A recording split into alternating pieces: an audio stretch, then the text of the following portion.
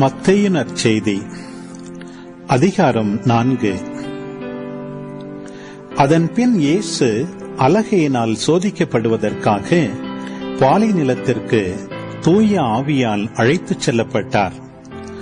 அவர் 40 நாள் இரவும் பகலும் நோன்பிருந்தார். அதன்பின் பசியுற்றார். சோதிக்கிறவன் அவரை அணுகி, நீர் இறைமகன் என்றால் இந்த கற்கள் அப்பமாகும்படி கட்டளையிடும் என்றான். அவர் மறுமொழியாக, மனிதர் அப்பத்தினால் மட்டுமல்ல, மாறாக கடவுளின் வாய்ச்சொல் ஒவ்வொன்றாலும் வாழ்வர் என மறைநூலில் எழுதியுள்ளதே என்றார். பின்னர் அலகை அவரை எருசலேம் திருநகரத்திற்கு கூட்டிச் சென்றது.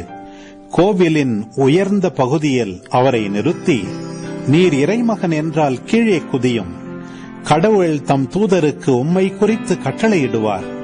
உமது கால் கல்லில் மோதாதபடி அவர்கள் தங்கள் கைகளில் உம்மை தாங்கிக் கொள்வார்கள் என்று மறைநூலில் எழுதியுள்ளது என்று அலகை அவரிடம் சொன்னது.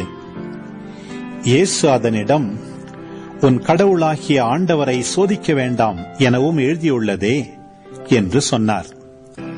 மறுபடியும் அலகை அவரை மிக உயர்ந்த ஒரு மலைக்கு கூட்டிச் சென்று உலக அரசுகள் அனைத்தையும் அவற்றின் மேன்மையையும் அவருக்கு காட்டி அவரிடம், நீர் நெடுஞ்சான் கிடையாக விழுந்து என்னை வணங்கினால் இவை அனைத்தையும் உமக்கு தருவேன் என்றது.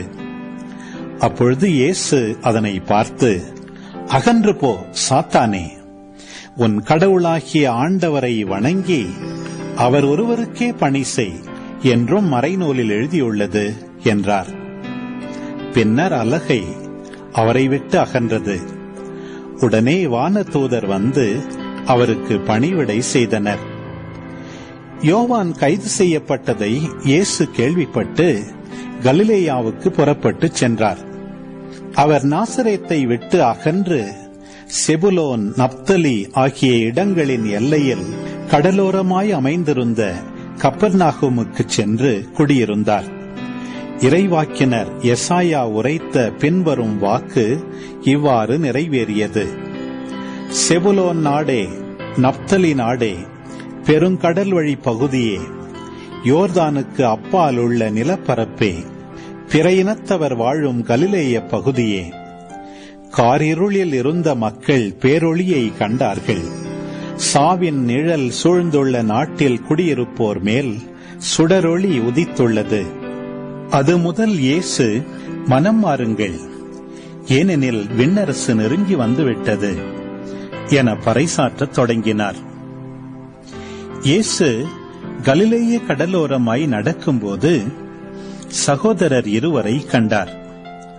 ஒருவர் பேதுரு எனப்படும் சீமோன், மற்றவர் அவர் சகோதரரான அந்திரேயா. மீனவரான அவ்விருவரும் கடலில் வலை வீசிக் கொண்டிருந்தனர். இயேசு அவர்களை பார்த்து, என் பின்னே வாருங்கள், நான் உங்களை மனிதரை பிடிப்பவராக்குவேன் என்றார். உடனே அவர்கள் வலைகளை விட்டுவிட்டு அவரை பின்பற்றினார்கள். அங்கிருந்து அப்பால் சென்றபோது வேறு 2 சகோதரர்களை கண்டார். அவர்கள் செபதேயுவின் மகன் யாக்கோபும் அவர் சகோதரரான யோவானும் ஆவர். அவர்கள் தங்கள் தந்தை செபதேயுவுடன் படகில் வலைகளை பழுது பார்த்துக் கொண்டிருந்தார்கள். இயேசு அவர்களையும் அழைத்தார். உடனே அவர்கள் தங்கள் படகையும் தந்தையையும் விட்டுவிட்டு அவரை பின்பற்றினார்கள். அவர் கலிலேய பகுதி முழுவதும் சுற்றி வந்தார். அவர்களுடைய தொழுகை கூடங்களில் கற்பித்தார். விண்ணரசு பற்றிய நற்செய்தியை பறைசாற்றினார். மக்களிடையே இருந்த நோய் நொடிகள் அனைத்தையும் குணமாக்கினார். அவரை பற்றிய பேச்சு சிரியா நாடு முழுவதும் பரவியது. பல்வேறு பிணிகளாலும் வாதைகளாலும் வருந்திய நோயாளர், பேய்பிடித்தோர், மதிமயங்கியோர், முடக்குவாதமுற்றோர் ஆகிய அனைவரும் அவரிடம் அழைத்து வரப்பட்டனர். அவர் அவர்களை குணமாக்கினார்.